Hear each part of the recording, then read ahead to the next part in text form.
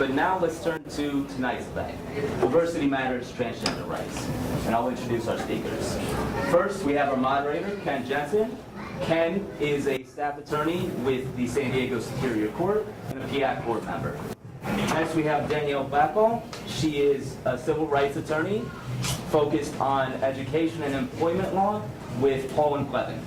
And then last, we have Vicki Estrada, who is an award-winning But you are! award architect and a transgender advocate. So please welcome them with a warm round of applause. Thank you. Before we actually get in, I want to let everybody know you are not trapped in here. If you need to get out, you have to push the green button and pull at the same time. Pretty easy. There's a code to get back in, so it's high tech. So, first of all, understand that I'm not going to sit up here with a little stick and just talk and wait for you to ask questions to the end. I'm going to ask you a question right now. If you sit in the front row. All right, let's go. You see that picture? Okay? What would you do? You wake up one morning and you look in the mirror and you see a man. How would you feel? Really confused. Yeah. Out of place? Out of something? Yeah, I don't know if I know how to handle it. Yeah. How about you? You don't have to look at the picture. I think I feel really confused. Well, that's a general thing. What about you? I mean, I think that it seems a bit about my understanding here, but... Yeah. But it would explain to me why I wanted to wear bow ties when I was little. Let's talk later. Yeah. It would make me feel trapped. Yeah. Well, that's the way we feel. And, you know, since I'm 67 now, I waited till I was 53 to transition. You can hear me okay? Yes. In there? Good. Louder? Better now when you're older, yeah. I can talk louder if you want me to. But people don't understand. Oh, you're transgender. When I told my mom, you'll see some pictures later, the first thing she said, how could you do this to me? You know, and she didn't talk to me for a year. And that was, you know, when I'm 13 years ago. That was really hard. My sister took her side as well. It's just hard to understand. I didn't think about showing her a picture like this. Say, Mama, how would you feel you woke up, you look in the mirror and go, shit, you know, she's a man. That's how we felt. And I started feeling like that when I was 10 years old. But I waited 43 years after that to actually transition. I got to tell you, it's the hardest decision I've ever had to make in my life. But this is an important picture because that's how we feel. Right in the corner? Yes? Just say yes. You just outed me. Okay. No, I'm just saying. Isn't that a no? There's no secrets here. So with that, I'm going to have Danielle start. We're going to kind of go back and forth a little bit. But I just wanted to set the tone. These are the kinds of feelings. It's hard to understand. I didn't know. I didn't talk to anybody about it till I was in my 50s. And from 10 till that's a long time. And I kept it all inside in denial. I was married 25 years. I have 2 kids. And I thought it would go away. It doesn't. It doesn't. And I'll explain more later when I get to my story. She's going to focus more on some of the legal issues, and we kind of go back and forth. I have the dry legal side, and she's got all the fun stuff to talk about. So, and if anybody has any questions, though, please interrupt me and interject. I may not have the answer, but I will do my best. And if you have any questions for Vicki while I'm talking, please, she's welcome to jump in anytime. Yes, very informal. So thank you for being here. It's really important that you are here. There's a lot of reasons why transgender individuals need people like you to come to events like this. We need to increase visibility and awareness. Frankly, a lot of people don't even know an individual who is transgender. They might not be even familiar with what that term means. And that's pretty shocking in 2018. But you can see that the current government is actually taking those protections away. And so now, more than ever, visibility is important. I also want to help you understand the legal landscape a little bit. If you're attorneys and you have clients who are transgender, they might have different issues than you're normally used to dealing with. And we want you to be sensitive to those. So you're going to learn some common terms to help you do that so you don't feel so like a stranger to the whole thing. I'm going to talk a little bit about best practices. I don't know how many people are actually employers, but we all work for an employer unless we're self-employed, and so we can all do better in the workplace. And so hopefully today some of you will be inspired to join us and be allies and do more than just learn, but also speak up and speak out. The reason this is so critically important is because transgender individuals make up a huge proportion of our population. Okay, they're 1.4 million estimated, and that's only estimated. Okay, and that's adults. There are surveys that say 1 in 137 students identify as transgender, so it's probably a lot higher. But as populations increase, obviously, they're going to need to be more visible, they're going to need more protections, and we need to find a way to be able to do that. Now, before she moves on to the next slide, understand that a lot of transgender people like to go stealth, and when you get a questionnaire that says, are you transgender? Many don't say yes. So this number, nobody knows for sure. And there are a lot of people who maybe aren't sure. You know, as you'll see, there's a lot of in between. So that's a really hard number to come up with. Yeah, and it's probably a lot lower than it should be. Yep. So today, with respect to the legal landscape, these are our main topics. We're going to talk about the federal protections, which will be very quick because there aren't many.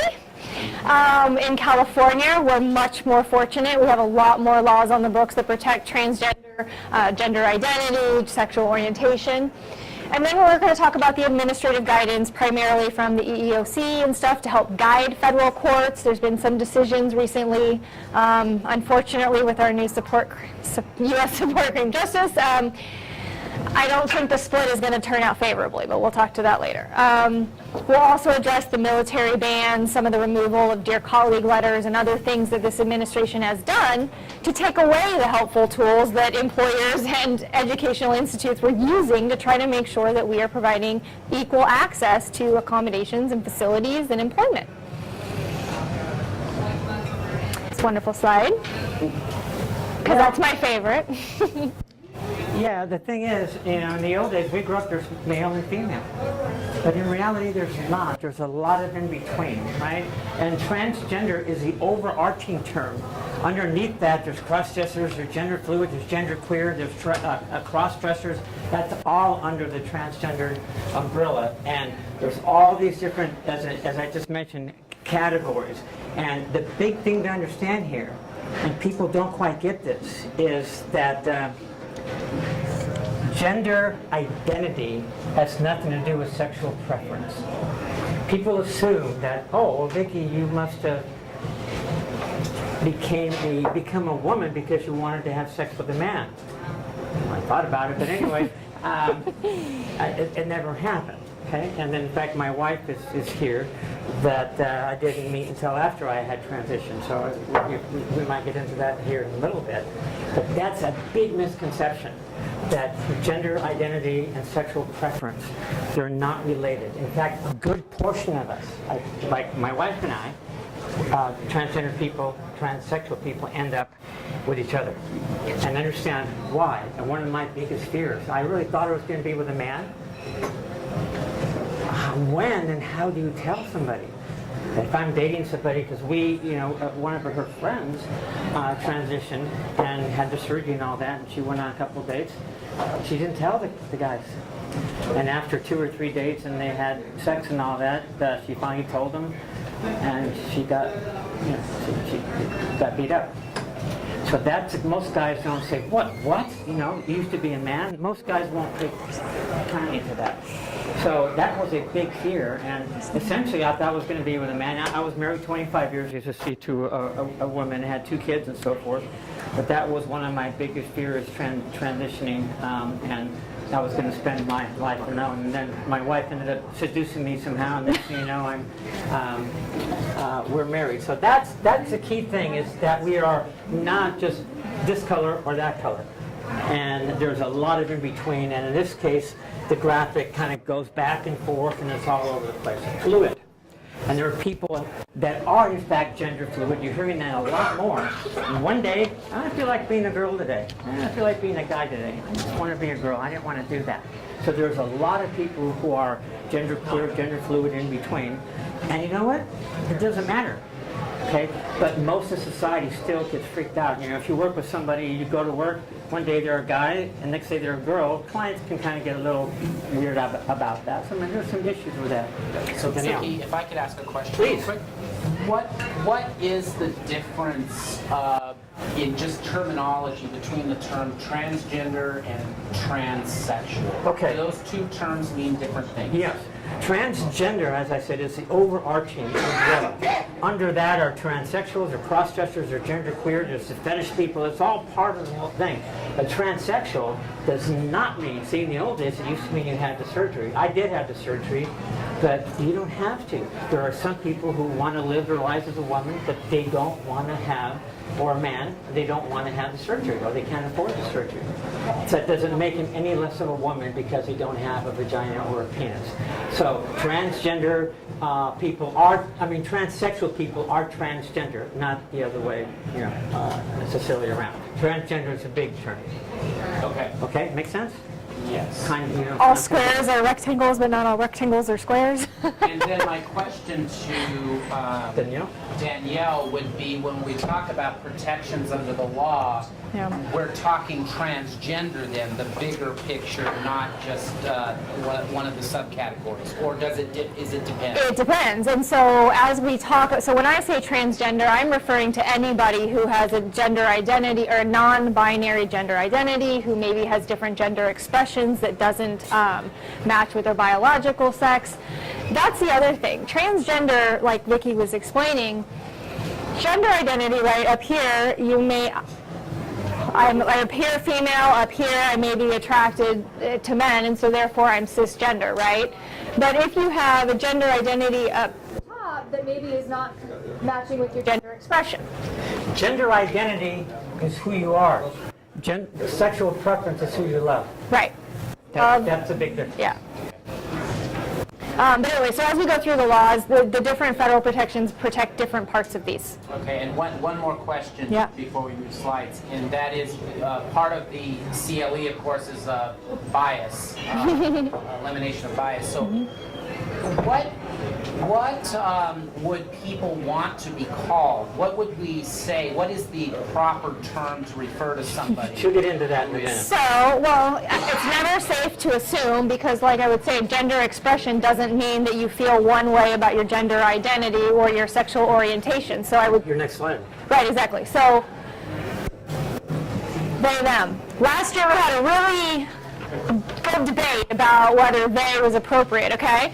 And I kept the slide because I'm sticking by it. It wouldn't be for me. Don't call me they or it. No, right. So it depends on, like those people, if you're not sure, don't take a chance and say he or she. Right. Vicki, female, yes. Yes. Very clearly she. But if you're unsure, you can say they. I met my friend Jay at the store. They were doing X. Right. Then you don't have to decide. You don't have to pick. You don't have to pick a non-binary option. People can also, if they're in transition and maybe they don't identify as strictly male or strictly female, they might say, please just refer to me as they for now. So a lot of people have trouble with this because grammatically, go ahead. So, Yes. my question also for Vicki too, though, is there an appropriate way to broach that topic with someone, right? That it's like, because you say that you prefer she, her pronouns. A lot depends But on is it something- if you know them well. Yeah. Ask them. I would say So, always like if a ask. client came into my office, would it be an offensive or inappropriate thing to say, what pronouns do you prefer? Go ahead, Linda. You want to? Usually, if that's the person you're dealing with, they let you know up front, But not always. Yeah? for the most part. I would also just add that in places that I've worked with, Can you speak up?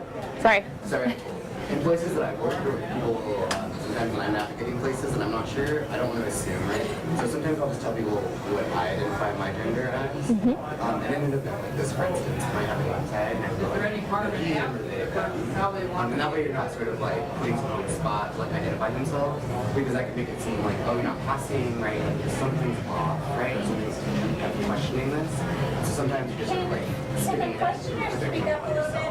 Will the question be repeated? Can you repeat? So the question was, how do you approach it? You have a client or someone that you want to make sure that you're not offending them, and you want to know which pronoun you should be using. I'm sorry, what is your name? he is fine. Okay, but I will use your name. But, so I mean, and kind of jumping a little bit ahead, but part of this goes to your paperwork, your intake paperwork. You know, gender, male, female, other. I mean, non-binary, whatever you want to put. Remember Pat on Saturday Night Live? and actually, we had some friends, and when they, I don't know whether to call him he or she myself. So, because I'm trans, it makes it easier. What do you want to be called? But if you don't know somebody, if it's a client who comes in and goes, shoot, do I say he or she? If I don't know them that well, I would play it safe and do what she says, and say, you know, refer to them in the more general, non-gender pronoun. But so we're having a little trouble over here, so if I can repeat what I think Go I for it. said. My question, and the question over here was kind of, is it offensive to ask? And what you said is, It can be. it can be offensive to ask, so perhaps if you're not sure, use they until you are instructed otherwise? Yes, Yeah. I think that's a Okay. safe direction. Yeah. Because there are a lot of times I'm not sure either. Yeah, what does this applicant do? I don't know. They want to do blah, blah, blah. Okay, so yes, perhaps in some... Because frankly, it doesn't matter, does it? Like if you're in a restaurant and you're with somebody that you're not sure if male, and rather than say to the waiter, what does she want? What does he want? You say, yes. That's all. That you just kind of, so it becomes a non-issue. Yeah. If you're not sure. Yeah. Yeah. So, yeah, be... Yeah. We good? Got it. Yep. Well, I just want to say, I'm through cultural humility training at Center for Community Solutions. Yes.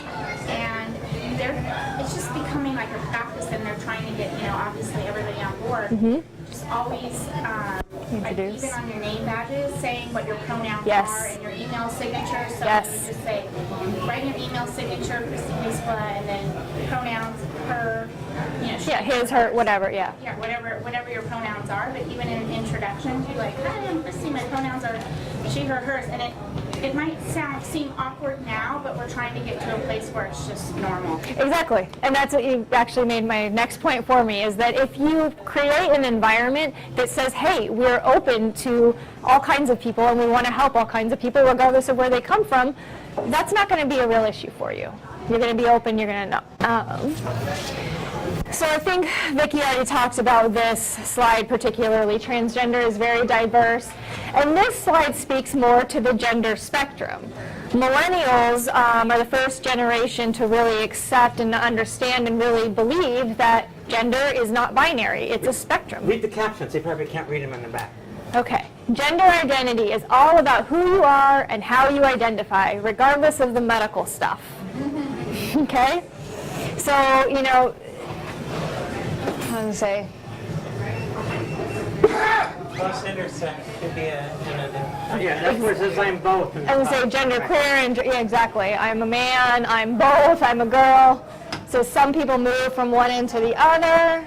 I'm a woman, but I was born a male. I'm a male to female trans person, M2F for short. I'm just me. You can call me gender queer. And there's other ones, but you can. But what you got to be careful with, when I first transitioned, if somebody knew me, okay, I can understand the mistake. They've known me as he all my whole life, and I've worked with him for 30 years, and suddenly they say, well, my dad would say that. What does he want? Papa, no, it's you have to remind them. However, there are those who do not agree with your transition, and on purpose they will use the pronoun that you used to be, just to kind of piss you off, and you can tell. But I have to bite my tongue and. Well, if that happens in the workplace, that's illegal. That's harassment. Tell her. Yeah, so if somebody is intentionally using the wrong pronoun, that can be harassment. Yes?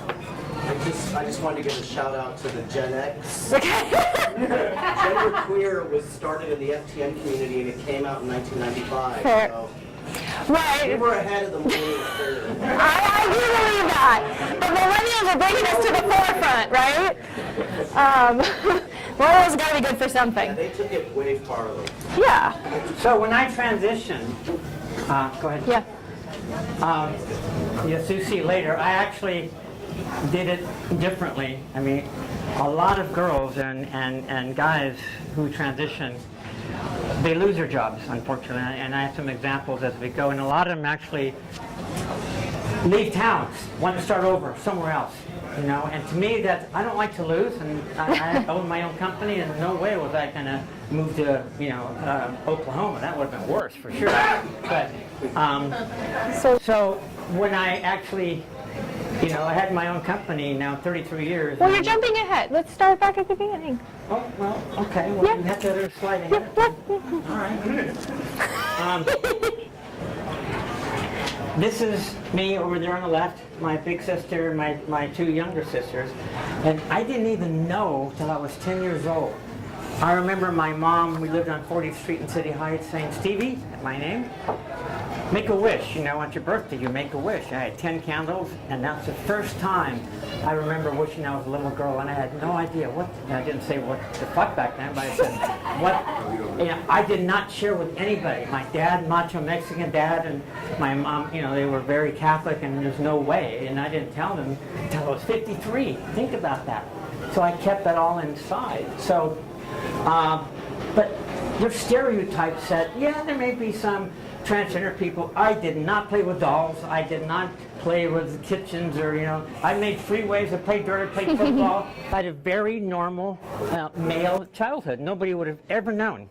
Okay, so you can't always tell. This is my mom who died 3 years ago. That's me in college at Cal Poly, San Luis Obispo. And I was terrified to tell her, but I thought my mom, being, you know, loving mom, would accept. I was more scared to tell my dad. My dad said, okay, we just heard you be happy, and then from now on he called me Mija. I mean, I had no idea. Don't make me cry, because he died last year. But a lot of it, and I don't want to get in, because there's probably some religious people here, but that was one of the things that hurt me. She went to Mass every day. She was one of those Catholics, and her pastor, because the Pope, actually a few years earlier, at his Christmas sermon, said that saving the world from transgendered people is as important as saving the world from the rainforest destruction. You go, what? You know, and that sermon got passed out to all the pastors, and so it just filtered down to my mom. And how do you convince my mom? And nowhere in the Bible does it say, oh, you can't be transgender. It doesn't say that. The word didn't exist. There's some parts where it says in the Old Testament, Deuteronomy, a man shall not don a woman's clothes. But you know what the next verse says? You shall not put your neighbor's cow on your roof unless it has a parapet. Because you don't want your cow to fall off, right?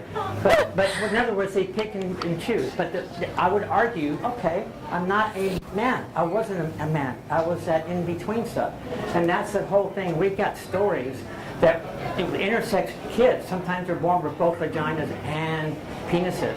And quite often the doctor will choose without telling a parent, one or the other, and they choose wrong sometimes. I mean, we can go on forever on that. I mean, this is, see the guy right there? He went to high school with Danielle. Point Loma High. Yeah, small world. This is my son Aaron, and my daughter, he's 40, he's 37 now, or whatever. Don't, look who's out of my age.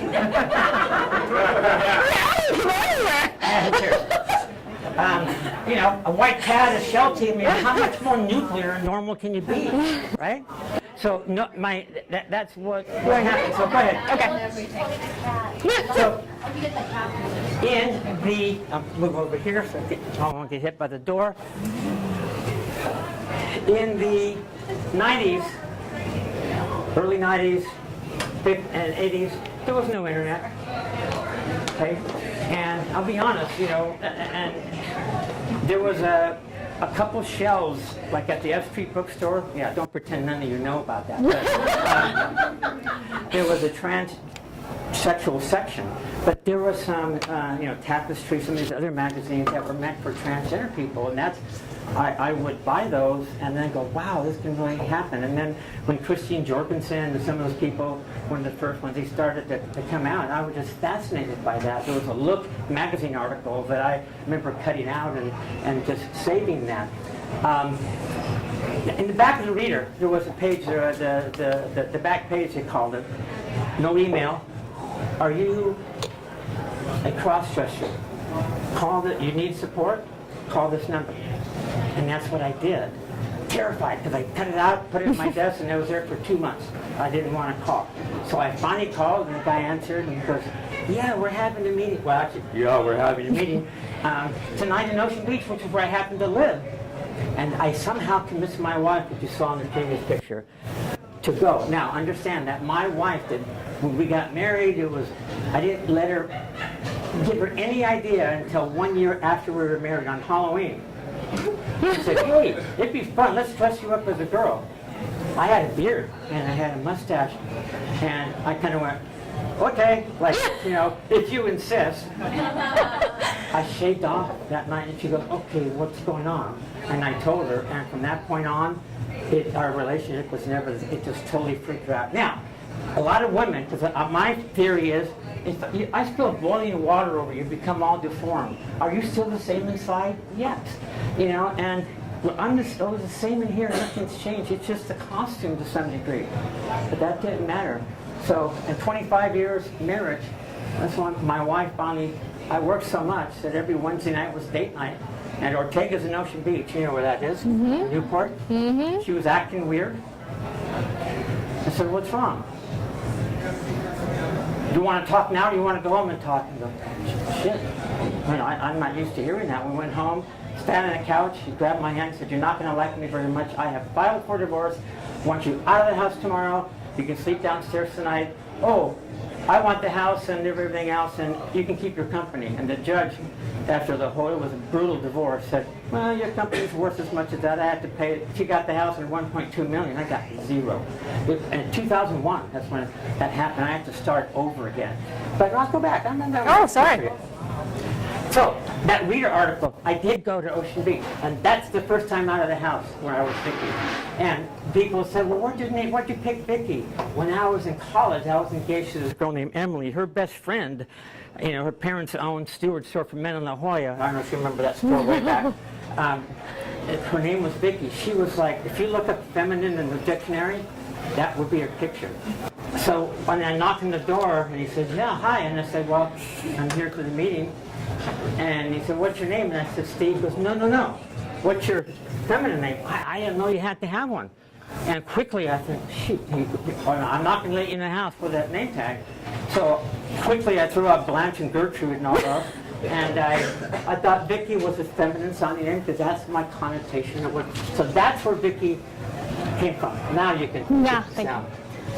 But the big change for me, after the divorce, it gave me a chance then, because up until then, I could dress once a month or so, and I would go up to the Valley in LA.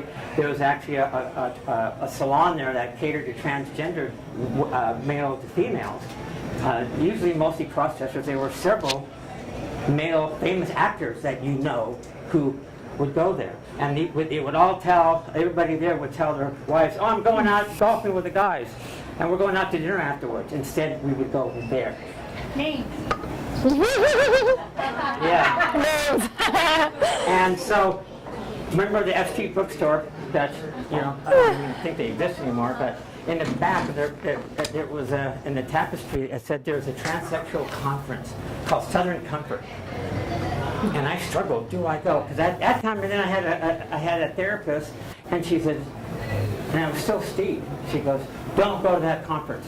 If you do, this is my therapist, you will lose your family, you will lose your job, you're going to start over, you're going to be poor, you're going to probably commit suicide. Well, thanks, good therapist, huh? But, my nature is not to lose, and I said, I'll show her.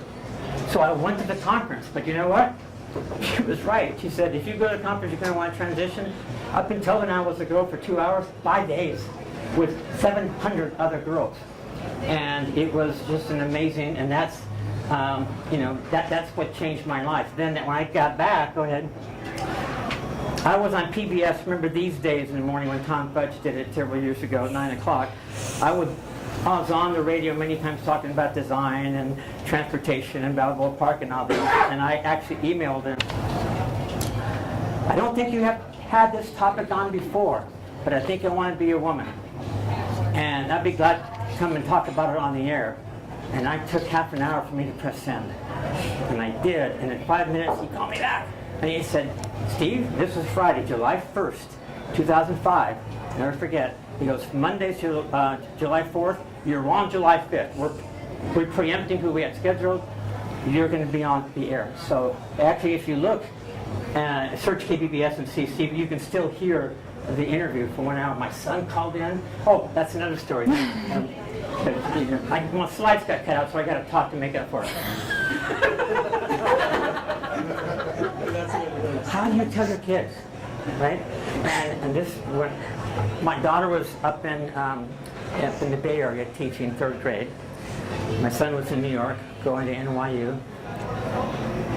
I'm the one, my wife said, you tell the kids. Okay. So I called my daughter and said, Felicia, are you driving? She goes, yes. I said, pull over. She goes, what? What's wrong? And when your dad says pull over, you think something's wrong. I said, Felicia, Mom and I are getting a divorce. And there was silence. She goes, what did I do? And then I said, why? She goes, why? I'm transgender. Then I heard silence again. You know what she said? She's divorcing you just because of that? And kids these days, and then I get such a crybaby. My grandson, and I have 3, 1 more coming. When he was 6, I still had my driver's license when I was Steve, and I went, who's that? Because that was you when you were a boy. He doesn't hate kids. It's no big deal. And they call me Tita, and it's not a big deal. It's what they're taught, right? So that basically, I had never been out in the daytime as a girl other than that conference. I went to San Diego State. I lived in Mission Hills. I was going to go and change back into Steve and go back. And I said, you know what? I'm going to work this way. And I went to work, called a couple clients, and said, hey, Frank. And I hemmed and hawed, wasn't quite sure what to say. He goes, Steve, don't worry, I heard the interview on the air.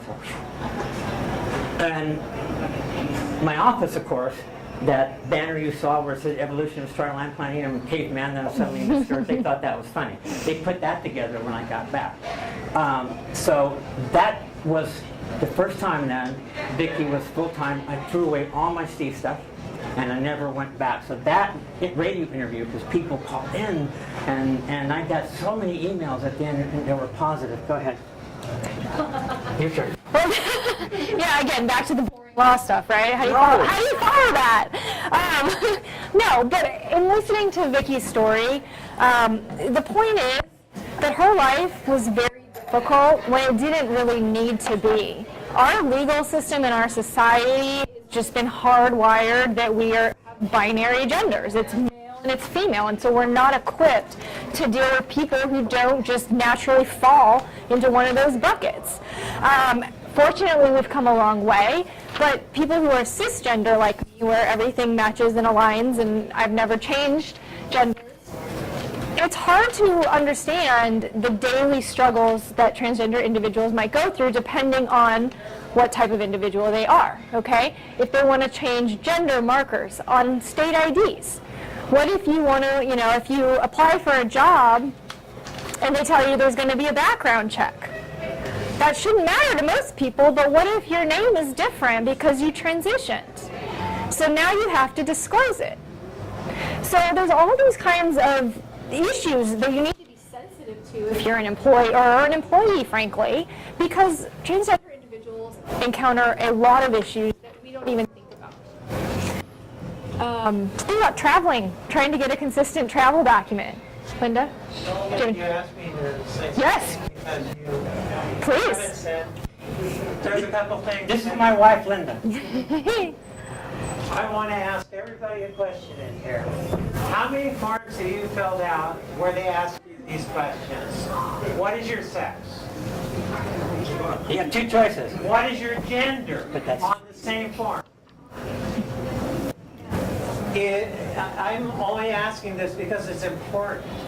And you may want to think about whoever you're working with, the company, on how you present your forms. Because the whole point here is there is a difference between sex and gender. And the reason I'm saying this is because she intertwined the two when they are not. They are two different things. And the problem in our society is that even now, laws are being passed that don't make that differentiation. And for legality purposes, it wasn't until 1994 don't switch that the it till I Supreme Court actually made the distinction between sex and gender. And Explain, I'm sorry, I'm going to elemental here. Explain the difference between sex and gender. please. sex is your biology, okay? I'm intersex, so I'm either one, so I'm really screwed. You know, and just to give you an example, on my medical forms, I have had to go into surgeries many times. The last surgery I went into just like a year and a half ago or less, is the first time that there was a form that I could identify myself, express explicitly of what I was. Before that, you were either male or female. There wasn't even an intersex choice on the form. Or an other. Now, California does say that, and Facebook will give you the option now. It's not just male or female. And some countries are doing that too. But my point is Not Russia. that you need to draw the line and keep sex on one side and gender on the other. And too many laws are still being passed where they use the terms interchangeably. And they're not. And we do have law precedents from the Supreme Court. Right. But that's the way we were taught. It's hard to get rid of it. Go ahead. Yeah, but Danielle. that's the same thing like when people call you he Let her talk, because let her they knew you forever. It's okay. Thank you. But you asked me. No, and I still do screw it up, so fair enough for calling me out. I had my chance to do No, but she's exactly right. Because Title VII, so we're talking about federal protections, and I said there aren't many. The main federal protection is Title VII. It's the civil rights thing that protects sex discrimination. Sex discrimination. It doesn't protect gender discrimination or sexual orientation discrimination. It prohibits sex discrimination. So courts are slowly getting there, and the EEOC is getting there. They are expanding the definition of sex to recognize that if you're being discriminated on the basis of sex, it's because you don't fit the normal stereotypes of that sex. So based on that, if you're physically a woman dressing as a male, you're gender nonconforming, and so it would be discrimination based on your nonconformity of your sex. Remember I mentioned a lot of people leave town, start over. Here's the big difference. Unfortunately, a lot of times, and I was one of those, I look like a guy in a dress. Okay, and I'll show you a slide here in a second of what I did to remedy that. I can get us there. You want to just jump ahead? No. And I don't know if you've ever been laughed at. I'm going down the street, that's Vicki, and just going to my office, and I see this mom with her baby walking in front. She looks up and goes, she grabs her baby and runs across the street. Like, what am I going to do? I remember having to go to the bathroom at Seaport really bad, you know, so I went to the women's bathroom. Well, if I go in the guy's bathroom, I get beat up, right? So in the women's bathroom, I remember coming out, and there were 5 people there with their cameras taking a picture as soon as I walked out. And so I went home, and most of us purged. I threw everything else. I was so scared and so embarrassed. You know, and I said, I'm never going to do this again. Well, it lasted 2 days, you know, because it's always in your head. I'm always thinking about that. Now, before we go on to the next one, then you go back. I guess I got to be, it's a funny story. I had just transitioned. I decided to go. Remember, I went to work after the PBS interview. 3 months later, I had the plane ticket to Steve on JetBlue to visit my son in New York, right? So, okay, I was terrified. I said, here's my, you know, license says Steve, but I don't look like Steve. At least I didn't. I hope I didn't. I got to New York, JFK. I had to pee really bad. And I remember, and I had luggage checked in, and I just quickly went to the bathroom and said, okay, I didn't really pass as a woman. I'm trying to not to attract any attention at all. I want to blend in and just not make an issue. So I go to the bathroom, I come back out, sitting there at the baggage claim, 20 minutes. For 20 minutes sitting there waiting for the luggage. Excuse me, ma'am. You might want to check behind you. I go, what? Perfectly hanging symmetrically from my skirt was the toilet seat cover. And, oh my God, first off, nobody said anything for 20 minutes, you know? And so I'm sitting there, you can imagine how embarrassing that was. Nowadays, you know, I just kind of have to laugh about it, but it was terrifying. And luckily the TSA, or whoever they were called back then, did not make that an issue. But that's one of the things I have heard, and we've read at a lot of places where you go to the airport and your license or passport does not match what you look like. TSA agents have ridiculed these people. They're just so mean. There's a mean streak in a lot of people that, you know, and the point is, if you see a transgender person that doesn't quite pass, just, hi, how you doing today? Period. Don't say, are you a he or a she, you know? And I remember a little boy coming in and saying, Mommy, why is that, I'm pinching you because you're in the front. Why is that man wearing a dress? And I would hear them. And it got to the point where I would hear them laugh. And they're probably laughing about something else, but I assumed they were laughing at me. And you see later, one thing I had to do was have facial feminization surgery, which it cost me $45,000. And not everybody can afford that. Want me to shut up? No, yeah, well, because we're going to ruin this. We're going to get there. But because I just couldn't take being like that. Go. Well, no kidding. Getting back to the law. So, the EEOC, which is the Equal Employment Opportunity Commission, they are the ones that will interpret Title VII, but they're an administrative agency, and so they're not binding on private employers. Okay? So they really just provide federal guidance, and so we've seen some of the federal courts of appeal moving in the right direction. The 11th Circuit is the one that's wonky and says that Title VII does not protect transgender people. But the Second Circuit, Are federal employees who are transsexual or protected? Technically, no. Yeah, technically, no.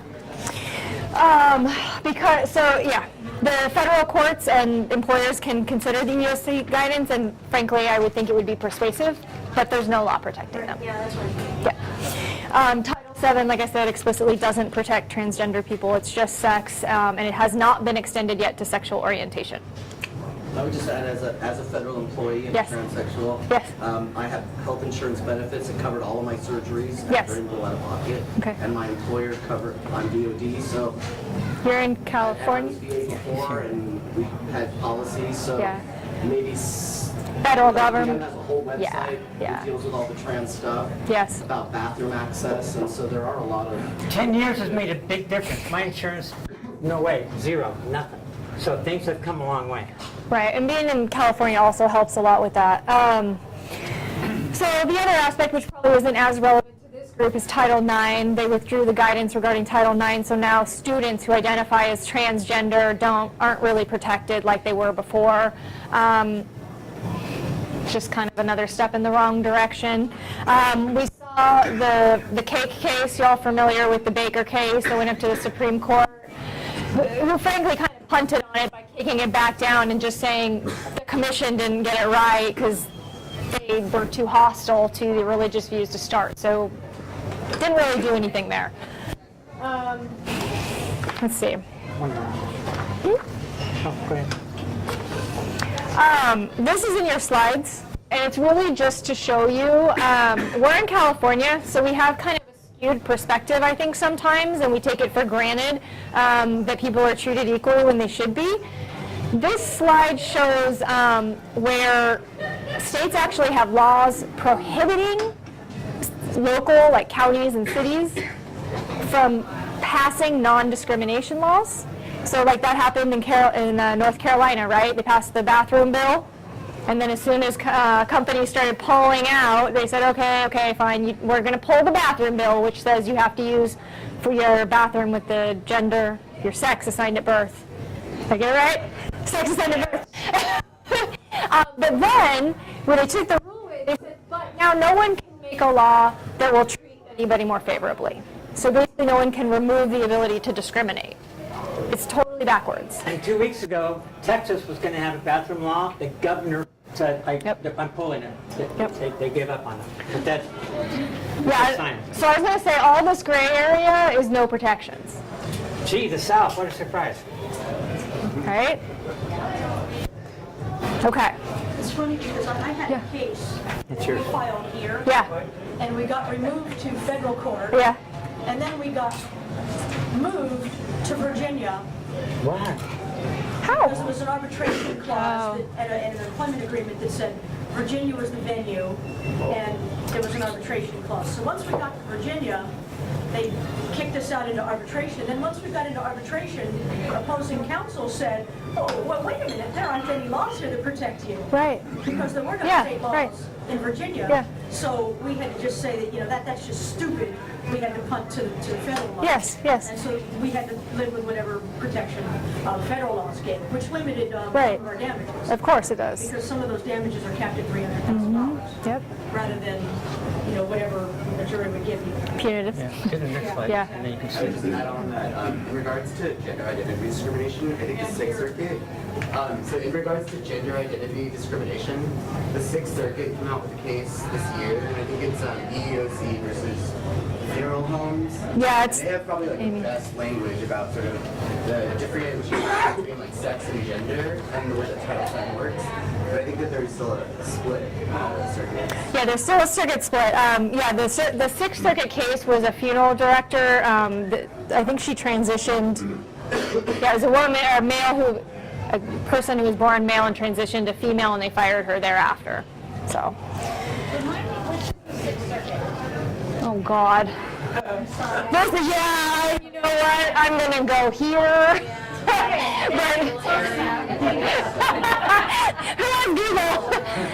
Ohio, Kentucky, Tennessee. Thank you. See? I was right. Good guess. Yes. Okay. So, you guys, this is why it really, really, really matters. Is because people are not being treated fairly and they're being targeted. Okay? I don't know if you want to jump in here, but Talk about those 3 points and I'll go.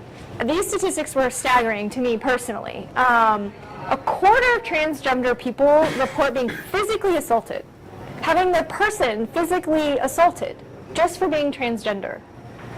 And 10% report being sexually assaulted.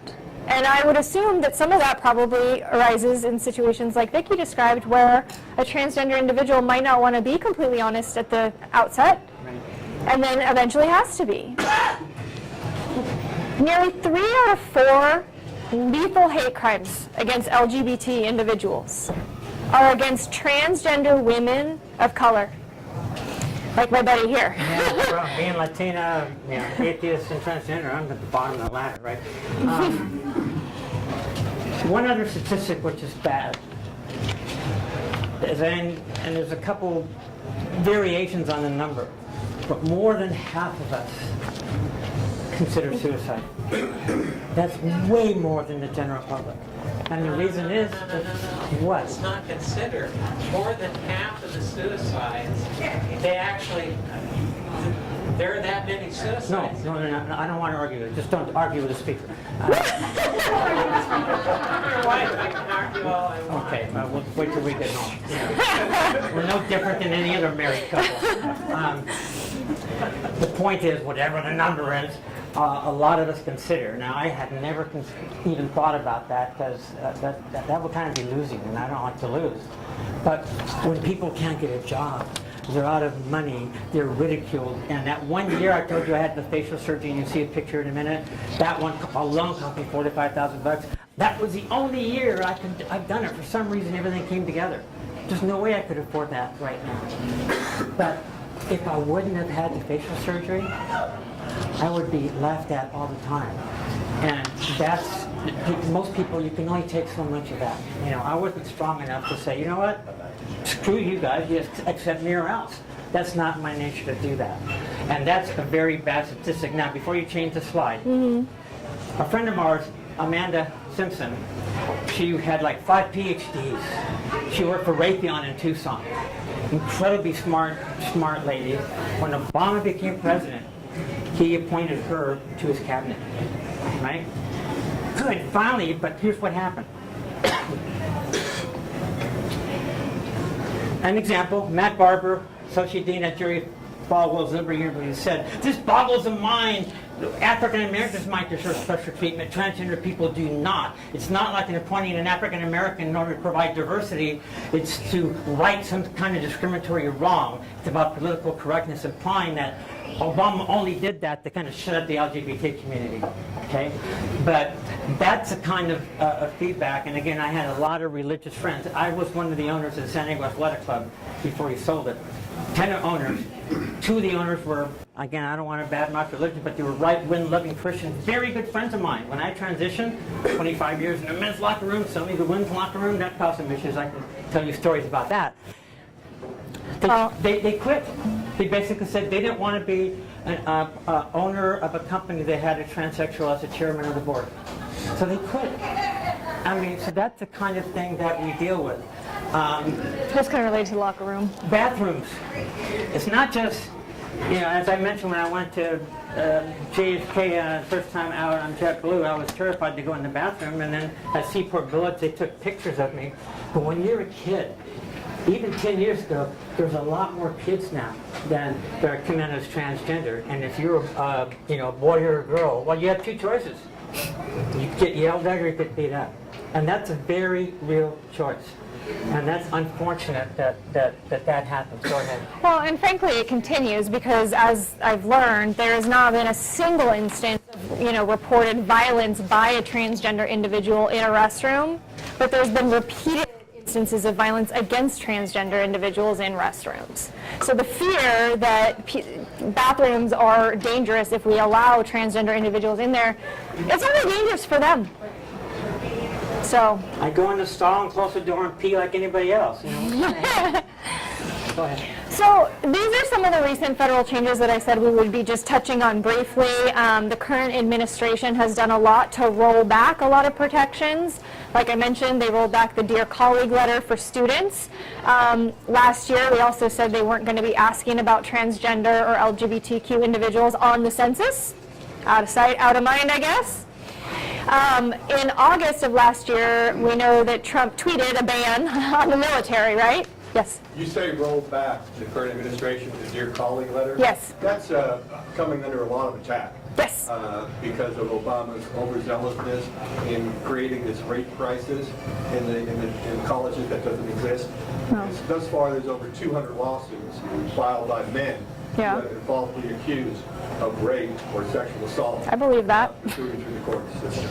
So it's not a rollback. It actually is a very good thing that they rolled back that law regarding the false accusations against so many male college students. They did change. No, they did change the standard, which I do agree with. Do you have a comment? I would also just add that there is no ban. No, I know. People are going through gender transition on active duty. That's all I work with right now with Yes. the military. So there's hundreds of them going through gender transition. There's been no ban. Yeah, I know. So if we go, well, you just can't see it. So he implemented a ban, which basically said we're going to stop taking applications from anyone who identifies as transgender, and we're going to stop paying for surgeries. And that was enjoined by the courts. Yeah, that never happened. And then again, so he had given the DOJ 6 months to come up with a plan that would be more acceptable. He tried that again in March of this year. And they're like, okay, here's our new ban with some caveats that basically, it was basically the same thing. In the same month, the courts were already enjoining it as having no basis in fact, and just they've never had any concerns or complaints about transgender individuals causing anything disruptive in the military. It's not too expensive. It's not unsafe. Frankly, at University of Washington, they're in the military. It gives them a sense of belonging. And people who have a sense of belonging and psychological well-being do better in society. And so the individuals who were part of the military and finally had a place where they felt welcomed and there was camaraderie. And once they're out, they actually report higher levels of satisfaction and better mental health than their peers who haven't served. So Trump's just got it wrong. But it's going to take some time, I think, to make its way through the courts finally. Now to California. So California has lots of protections, and I've just kind of highlighted them here. The FEHA would be the most important one, probably. It applies to any employer with 5 or more employees. Okay, and the FEHA in California protects people against gender discrimination, sexual orientation discrimination, gender identity, all that kind of stuff. Okay. But a friend of ours, she was for 10 years working at St. Augustine as their major fundraiser. Just a guy. Unlike me, who gradually kind of transitioned and started putting nail polish, went on the radio, nobody had any idea. She went home on Friday from St. Augustine High School as a man. She came to work Monday as a woman. She was fired immediately. Even though the state said protect us, oh no, we didn't fire her. Remember, it's a Catholic church. We did not fire her because of that. She was no longer performing. They come up with other reasons and excuses. And even though they protect us just for that, people really try to work around that. Absolutely. I mean, absolutely. And my field we call after invented evidence. Yes, exactly. Makes sense to me, yeah. While you were gone, we found all this stuff. Yes, I know. I'm a defense attorney. I'm guilty of some of that. Don't tell me that. I would never say something that wasn't true. Anyway, so the FEHA does give us a lot of tools in California to protect individuals who have been terminated, demoted, or receive unfair or different terms of condition. But remember that this goes all the way back to applications. It doesn't just apply to employees, it's applicants. Okay, so again, think about your forms, think about what you're doing in the interview process, maybe that might be putting you at risk, and think about how you can put the message out there that you have a diverse culture that you want to augment, and you welcome everybody. FEHA regulations are really helpful. If you go online, they'll actually print out guidance, and they will tell you specifically that sexual orientation is covered and all things like that, getting more detail.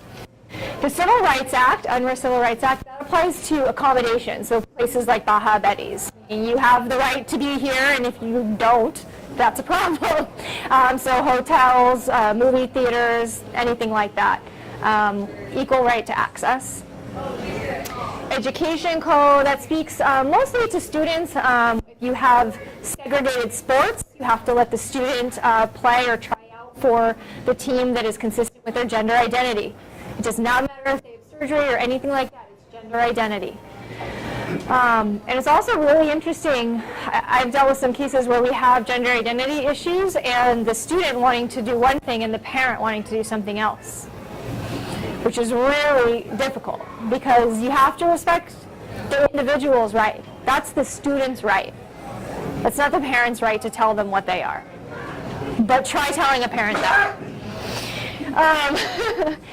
The Gender Non-Discrimination Act, that's the one that actually passed a law requiring that to have the third option on the driver's license, male, female, or other. It also made clear that you do not have to have surgery or present any sort of certification in order to have that gender marker changed. Okay. When I had my birth certificate changed, I actually had the surgery. And it was actually in Arizona. I was born in Arizona. So some states will not change your birth certificate at all, which makes it pretty difficult to try to get a passport. Right. So in here, they'll let you do it, and you only need a psychiatrist note or someone that's familiar with the process, or a court order, and you can get it done. So you don't, Yep. And then the original birth certificate will be sealed. Yep. Oh, yeah. I just want to let everybody know that as of September 1st, if you don't practice in this area, You no longer have a court hearing or even a letter from a physician with a name and gender change. And it's much On the easier ID? to get a passport now. You can go to the State Department's website, and it's really it's much easier to get a passport, even if your state doesn't give you a birth certificate. You don't have to have your sex change on your birth certificate to get the correct sex on your passport. It's awesome. That's great to know. Even after it expires for identification, just Right. travel. Right. So you don't ever have to show your birth certificate. That's true. So, I mean, this is kind of where we've been getting to all night, is equality in the workplace and why it matters. I mean, just to be blunt about it, diverse companies are better. They do better, they have higher profit margins, they attract better talent. Diverse talent is more productive. And when you have an inclusive environment, you're more likely to retain people because people feel like they're part of something, right? You don't have cliquies, it's not all the same, and you're growing together. So it's really just good for business. Vicki, okay. And so some of these things will speak to how do you, like if you want to be a leader in being inclusive, what can you do? We've already mentioned your forms a million times, right? Applications, new hire stuff. You want to make sure that your policies are explicitly prohibit any sort of bullying or wrongful conduct that is based on gender identity, sexual orientation, or anything. You can set out those rules because they're your company policies. Make it clear what's acceptable and what's not. Before I transitioned, I was doing a lot of work with Caltrans. You know, the I-5 widening from the merge all the way to Camp Pendleton. My job was to work with the community planning groups and try to, get the community, consensus. And then one day I said, guys, just, because I actually forced myself to be Steve for that last meeting, said, when you see me next week, we were meeting weekly, I'm going to be Vicki. And Caltrans, white-shirted, black-tied engineer, you can imagine the looks on her face like, what? And then, who's going to run the meetings? I am. It's like, well, and I can tell you honestly, before that as a man, they knew that I was in charge. When I started doing the same meetings with the community as Vicki, they assumed I was a note taker or a secretary.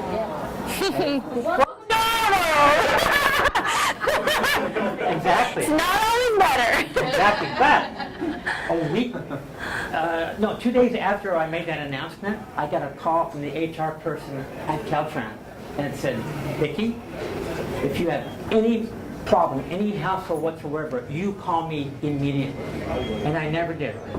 The only other question I got that same meeting, other than who's going to run the meeting, is why did you choose Vicki? That was the only question. I think they were they didn't know what to say. They were terrified. You know what?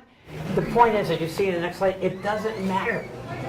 Okay? My strategy is, you can pound people over the head. When you win a war, you can bomb them and kill them all.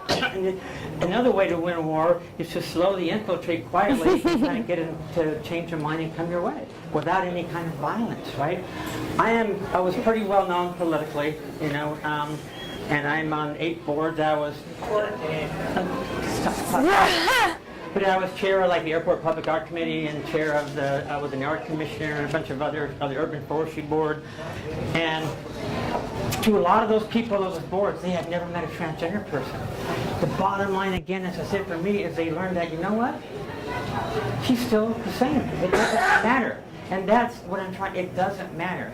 So I was not going to leave, and you see a slide here in a couple of slides, that being out, being visible, you sat in the corner, things have changed. It's incredible what's changed. And on TV shows now, we were watching The Fosters, whatever, on Netflix, and they have transgender kids and stuff. It's just amazing what's happened. And then, of course, you get the people say, well, the religious groups, boycott them. Boycott CBS because they have a show with a transgender kid on. You know what? And in fact, what was that company that, one of the Trump thing? Anyway, they protested it. Oh, Nike. Right? Oh, Nike. Nike sales went up after everybody protested. So, go ahead. Oh, yeah. So getting back to your workplace, documents, they're going to go further than just your policies and your new hire paperwork, right? Think about every aspect of your policies. If people go out on leave, is it parental leave? Why does it need to be maternity maternity and paternity leave, because maybe it's both women. Doesn't need to be. It's parental leave. Things like that. Just think about how you can de-gender the language, frankly. Put a premium on employee privacy and confidentiality. I always defer to the individual who has come to me. If a transgender individual comes to you for help or has a question, I defer to them as far as how they want others to know or learn about their status if they so choose, or if they transition, when they want to disclose the transition and when they want to come out or have their new name being used by other people. Because I was the boss. Yeah. You know, and I can't imagine if I would have, you know, what would have happened. So I couldn't fire myself, but I was worried about my clients, and I didn't lose one client. And so, if you are really trying to promote an inclusive environment, you need to have buy-in from all of your employees, particularly leadership. You need inclusive leadership. You can't just have lip service and say, I'm a transgender ally and therefore we're diverse and we want people. You have to have either allies or resources in your organization so that it resonates, right? You need to support groups, organizations that support LGBT issues. Maintain an open door. Let them know that you're there as an advocate. Go out of your way to be helpful.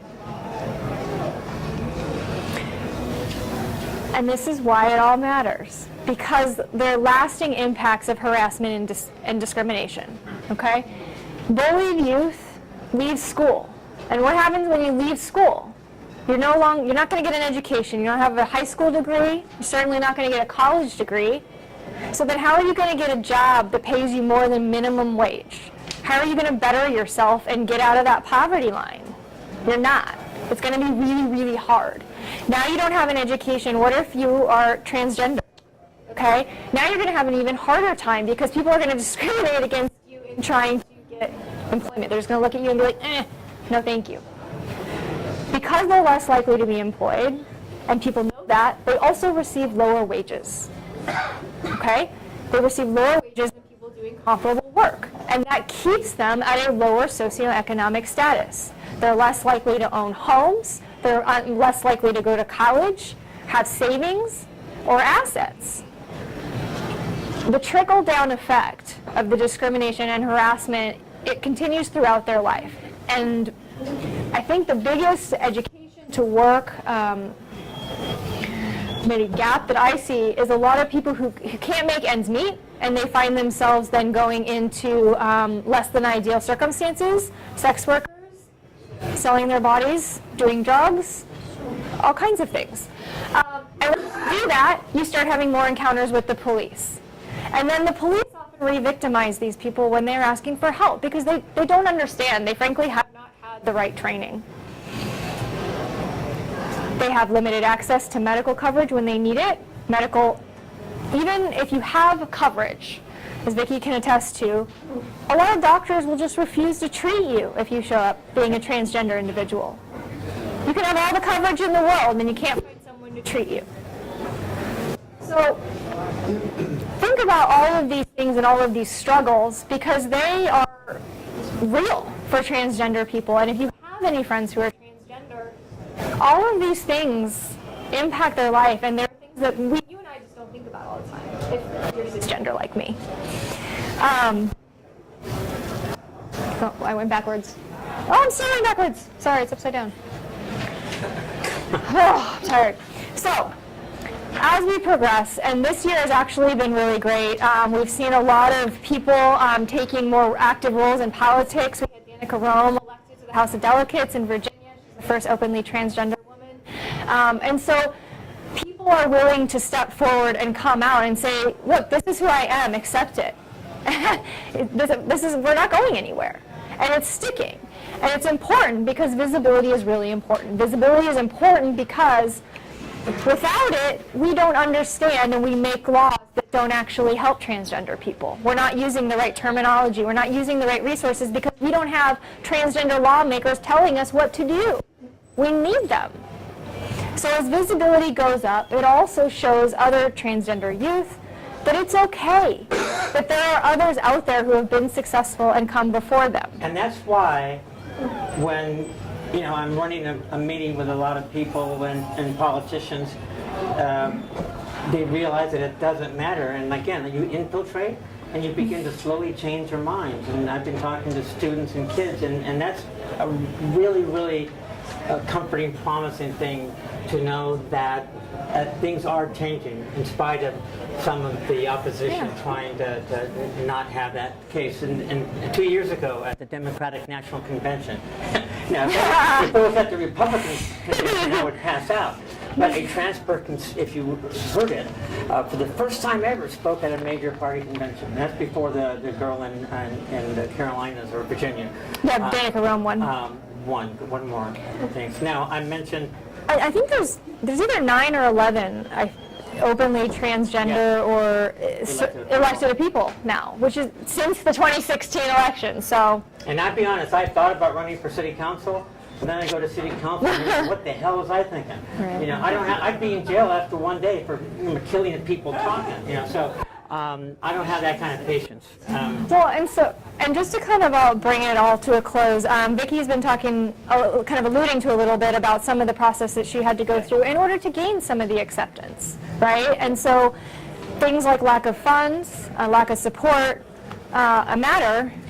If I would not have had the money that year, the surgery down below cost $25,000 to $45,000 for the face, what you see in the next slide. Don't change it yet. And I had hair transplants. It was $100,000. I couldn't afford it this year. She kicked me out of the house. So things just came together. But what's not fair? Why should anybody have to spend that kind of money to be accepted? It's just not fair. But again, there are those that say screw it. I'm not going to, and I met my wife, by the way, because I had a pretty deep voice of Steve, and that's one of the things. You can't sound like Minnie Mouse. Oh hi, but female to male testosterone will lower your voice. It doesn't work the other way around. So actually, I met her at a voice teacher, a singing teacher, because I'm a musician as well. And the teacher said, "Well, you got to get to know that lady." And I went, "Huh?" And then, a few minutes later, we went out, and I said, "I didn't want to see her again." And next thing you know, we're married. I don't know. But the things I had to go through. I mean, we had to have therapists, as I mentioned, voice lessons. Female to male. There's male to female. I had to have electrolysis. I'll be personal here. I had to have electrolysis on my scrotum because the scrotum becomes the inside of your vagina, and I don't think anybody wants to hear your vagina inside. So you got to do those kinds of things. And, I said it's the way it works. I'm sorry, but I went to the electric. Can't say you didn't learn anything here. The lady says, "You want a what?" So those things hurt. And my hair was going back. And which I don't like, so last time I only got laser. Laser doesn't kill the hair, and it doesn't kill blonde or gray hair. So now I gotta go do electrolysis, because she's saying, well, if you end up That's just because you're getting older. That could be too. Yeah, but being Latina, it's like it's coming back. So I mentioned earlier the kind of things, that's what I look like, a little different than today. Women are like this, men's faces are more square. I had a lot of stuff done. My forehead got brought down, the brow ridge, the bone got ground. Well, I was at it, might as well have a facelift, right? Cheek implants, the Adam's apple got shaved away, liposuction, so I was a little chubbier. That would cost me $4,000 to $5,000. At the time, there were only 3 doctors that did it. I had to go back to Boston Medical Center, head of plastic surgery, to have that done. What was your recovery time? That had to be in Boston for 2 weeks. And I remember flying back. Actually, Linda went with me. We weren't married yet. Yeah. And it took a while. There's obviously a lot of funny stories. You have a little thing on your nose, right? Yeah. And I remember sneezing, and I could have sworn my nose came off, but it was just the plate that hit shoe tire. She started cracking up, and it hit the mirror. And I thought it was my nose. So next slide, I guess. Well, so really it all boils down to this. What can we do to be more inclusive and just better humans, right? We want to be open-minded and inclusive. We don't want to jump to assumptions or make assumptions. Be open and kind, frankly. I mean, is it that hard to just be kind? Be an advocate for people. And they're here. The fact that they're here is a good sign. Obviously, yes. Thank you. But if you see something, say something. Do not let people be disrespectful to your peers for no reason. Because if you allow it, it permeates and it continues to grow. So even if it's not a transgender issue, civility in the workplace is always a positive. And so we should all be doing our best. So you guys have had a lot of questions, which is good, because, you know, in interactively, but you certainly, some people have been quiet, which I see some who've not said a word. You must have some burning question inside that, you know, God, I want to ask it. I can see you're ready to ask a question, right? Right? Yeah. How do you feel? How do you feel? Did you learn anything? Yeah, I mean, I learned some things. I just wanted to get some definitions clear. Sure. Non-binary, queer, and intersex. Could you define those? So non-binary is not identifying as singularly male or singularly female. You pick somewhere in between. You haven't really made a decision yet. And you may be fluid. And you may not ever want to make a decision. Right. What was the next one? Queer. Queer? I'm going to go to you on that one. Yeah? Yeah, you. Yeah, you. Yeah? I mean, I don't know, for myself, I see that queer is, again, sort of like an umbrella term, right? So you're gonna, it's really hard to distinguish. For me, queer is closer to non-binary when I'm referring to my gender. When I'm referring to my sexuality, it's different. I would say it's close to non-binary. It's probably a little loud. It's squishy. Queer is political. Queer is squishy just like transgender is squishy. I don't know why else It has a lot. use the term otherwise. I mean, it's in your face, and it can be. It's a lot of ways that people use it. People use it derogatorily, so you reclaim it. Yeah, it's also a deconstruction theory by Poe. There's different history. There's an academia behind it. A lot of people hate it. A lot of people love it. It's one of those terms. That you've either bought back or... And it's not generational. I'm 52 and I use it. Explain the difference between people who love it and hate it, because I'm interested in that. Yes. I'm 53 years old. Yeah. I have children on the spectrum. I've been an advocate forever. I'm somebody who likes to think I know stuff and I'm into it, but I'm always interested in learning more. Well, queer was... When LGBT and queer people started becoming more, I think, out in the open. Queer was a negative term. It was used to identify anybody who was not binary. So it was negative. But from what I understand, people have reclaimed it and said, and now it's okay for them to use it. Correct? I mean, I wouldn't call somebody queer, probably. Okay. I would say that the reason why she's asking me that is because I'm actually part of the queer caucus. Yes. We had a conversation before. You're completely right. Like, I think that queer historically is a slur, right? Yes. And so there is that sort of like reclamation of the term. And so a lot of people sort of think about queer as being used as sort of like a radical, sort of political term. But I think there's a generational gap there where a lot of people still find it to be really derogative. So you see a split. Younger people might use it as sort of a hip term. It applies to gender, it applies to sexuality, it applies to a lot of different things. But that's very different, I think, from like being non-binary, which I think is like explicitly about gender identity, at least in the ways that I've bumped into it. Some people tack it on, right, because gender queer has the word. Exactly. Whereas queer tends to be more sexual orientation focused. Yeah, that makes sense. I'm going to ask a very vulnerable question in this situation because I'm an adult. I'm a mature adult. I'm over 50. And how would somebody, and I don't see the people who are talking to you right now, how would somebody younger than me feel about me using that term? Given if you're looking at me, you can. So the question is, how would someone who presents probably as... And I'm cisgender. Right, cisgender, referring to someone as queer. I think it would depend on context, right? If you're being derogatory, or if you're being... clearly. So, but I think that it would be okay. Right. You're evil. No. See, now you got a question. See, I knew it. I think that it's just, it depends on how people identify themselves. You know what I mean? Like, I went to law school with a couple of people who that was their preferred description of themselves.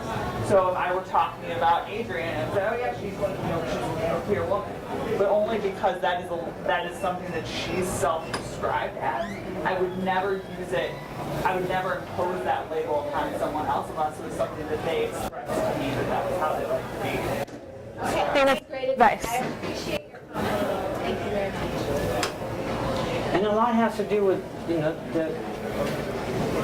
the labels that, how you define yourself. Okay, I define myself as I'm a landscape architect, Latina musician, agnostic, who just happens to be transsexual. That's kind of at the bottom. There are those who are, I'm transsexual, nothing else matters. Which is nothing wrong with that. That just wasn't me. I just would rather. That's not how I define myself. And it's been 13 years now, and I forget sometimes that's. I don't go in the men's restroom or anything, but you forget. There's a question back there. Huh? You wanted to know what intersex is. Linda, you want to say what intersex is? Being one. Intersex is, in some ways, the worst thing you can be. I'm not a male and I'm not a female. I'm both. And I just want to point out one thing. I am classically trained as an immunogeneticist. What's an immunogeneticist? Don't ask. It'll take forever. Understanding the genetics of immunology. Okay, so that helps. But I just want everybody to understand that I could take a sample of everybody's blood in here and run tests on it, and I couldn't tell who would be female or male in this room. There is no test that you can perform on a human being that can identify even their sex. With 100% certainty. Right. Not even any certainty, because what I other can give certainty is you a sample of blood, and you can say, oh, that's a male, because it's got an X and a Y. But that isn't necessarily so, because you have to look at the whole genome. And there are only so many sex chromosomes on the X and Y, or sex markers on the X and Y chromosome. There's actually more genes that determine your sex on the other chromosomes in your body. And you are determined by a mixture of all those things.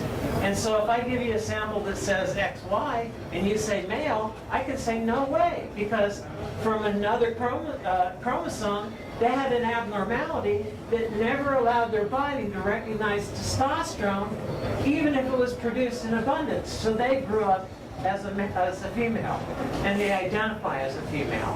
So it is so screwed up. I mean, our country, our world is so screwed up with trying to label people and put somebody in one box or another box. Yeah. We got to get out of those boxes. In the old days, remember hermaphrodite, that term? Those are the old terms that were used. That's the old term for intersex. Yeah, okay. And so you're not in either camp. And I can tell you all kinds of genetic stories. No, don't. Our time is up. We have another room for that. But I just want people to understand that it's not a simple thing, that you can even take a sample of anybody and say what they are. There was a woman competing in the Olympics. She's going to anyway. No. I'm just going to, for one example, there was a woman competing in the Olympics, and then somebody questioned because she was, got a high medal. Yeah. And then they gave her tests and came back and says, well, you're disqualified because you're a man. You have XY. She had no idea. She had no idea. You can grow up all your life and not even know what you are. I guarantee you, if we take a sample out of everybody in here, at least one of you is intersexed and don't even know it.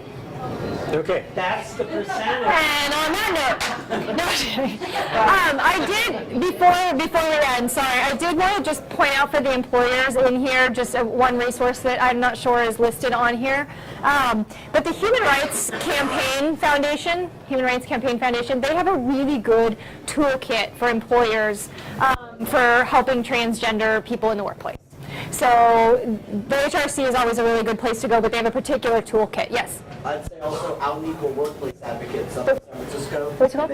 Out and Equal Workplace Advocates. It's outandequal.org. Okay. They're up in San Francisco, and they have a big national conference every year that brings in mostly corporations and big, but Thank they have you. employee resource groups, and they have a lot of resources. That's great. Thank you. Can I just ask a question? Yeah. It came up a little bit earlier about discrimination in the workplace and then offering these bullshit explanations of it. After invented everything. Yeah, right, what she said. Sure, if you want to go that route. But just trying to kind of get some thoughts on legally, how do you get around and pierce through that to get to that is transgender discrimination? If there's not simultaneous documentation going back, real-time documentation going back, if the person hasn't ever been spoken to about it, if it comes as a surprise, if other people who are doing similar behavior are not being treated differently or not being treated the same, those are all signs that it's total BS. Even not as as the boss, I can tell you there are a couple of proposals I went for with some local agencies. And I am convinced, they're very, I knew the people, they're very conservative, and I knew that I had transitioned. I didn't get chosen for the job. Now, it's not my nature to go after them. Well, you didn't pick me because I was transgender. Well, how do I know that? I don't know that. They use other excuses. But I do know that that's happened. So at some point, if I really find really good evidence that happened, then I'll call her, and that's not... No, she's an employer. Well, okay. And I got her back any day of the week. California Yes. just passed a law that liberalized the finding of harassment, saying that one instance of harassment Yeah, is can enough. now be an indication of a pervasive work environment. Yes. So they've really changed that. And my question is, does that apply in this context to transgender, I would say absolutely. all It's not just categories, sex, or yeah. just women? No. The answer, it applies to all, and so it's going to be a lot easier to show discrimination and harassment now. It's going to be a lot easier to get past summary judgment and get to trial or get to real settlement money. Because usually you would have to show a pattern of severe work harassing conduct. That's Now not you can necessarily get away true. with one. It has to be severe Or pervasive. Yeah. Right. And severe could be one time where something really bad happens. Right. Yeah. Pervasive is a bunch is a bunch of little stuff. Yeah. that builds Like up. derogatory terms in the workplace. And the reason that the new law came out Right. was because there was a case where a sheriff's dispatcher, her boss literally came up from behind her, put his hand down her shirt, felt her breasts, and the judge that heard this case determined that that was not severe. Because it was one time. We're talking about severe or pervasive. Right. The judge said that one time it wasn't bad enough. It wasn't bad enough to amount to severe. So what the legislature just did, and what the governor just signed, was gave a better definition to what the term severe is. So it doesn't necessarily change the standard, it just makes it clearer. That it can be.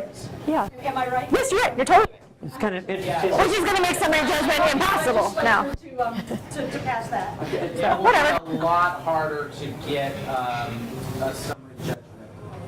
Which I think will cause a lot of, claims that have some merit to get settled prior to trial. I don't think they'll actually make it to trial. I think they'll actually get settled for real dollars. you mean unlike the Supreme Court thing that just happened?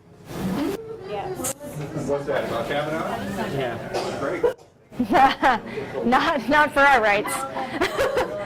All right, I think. Any closing questions, comments? I think we're over our time, but I'm happy to answer any other questions. And put the slide previous up again. If you have any questions that you're afraid to ask, there's my email on the bottom in purple, and just feel free to email me. And in the past, Linda and I do this class for like 2 hours at human sexuality classes, and we've had students call us and really, you say my brother is transitioning, and my dad's beating him up, and so there's some real important issues. So seriously, so that's you probably can't read it in that little thing passed out at the end, but Google you. yeah, it's not a big deal to Google. So I will thank you. Yeah, thank you for You coming. guys were much more interactive, and with all due respect to the other group, you guys were more fun.